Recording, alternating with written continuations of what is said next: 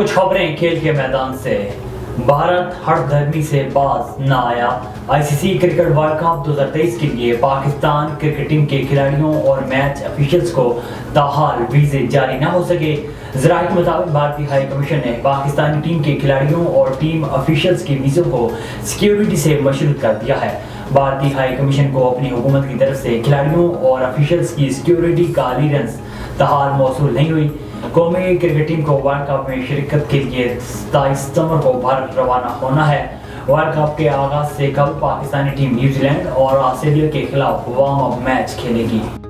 Cricket world cup 2023 के लिए कौमी स्क्वाड का ऐलान कर दिया गया।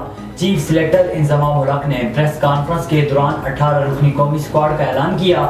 इंजमाम उल हक ने बताया कि कौमी स्क्वाड में कप्तान बाबर आजम और शादाब खान नए कप्तान होंगे।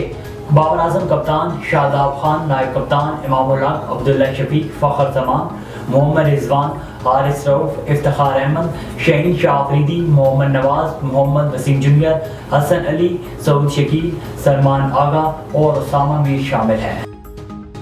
साफ फुटबॉल चैंपियनशिप में पाकिस्तान अंडर 19 टीम ने 12 साल बाद इंटरनेशनल मैच में कामयाबी हासिल कर ली। पाकिस्तान फुटबॉल टीम ने south Asian football federation under 19 championship में नेपाल को शिकस्त देकर 12 साल बाद पहली कामयाबी हासिल कर ली।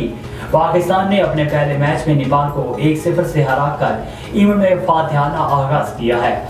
दोनों टीमों के दरमियान पहले हाफ में मुकाबला बराबर था। दूसरे हाफ में भी एक दूसरे पर सबकत ले जाने की कोशिशें हुई।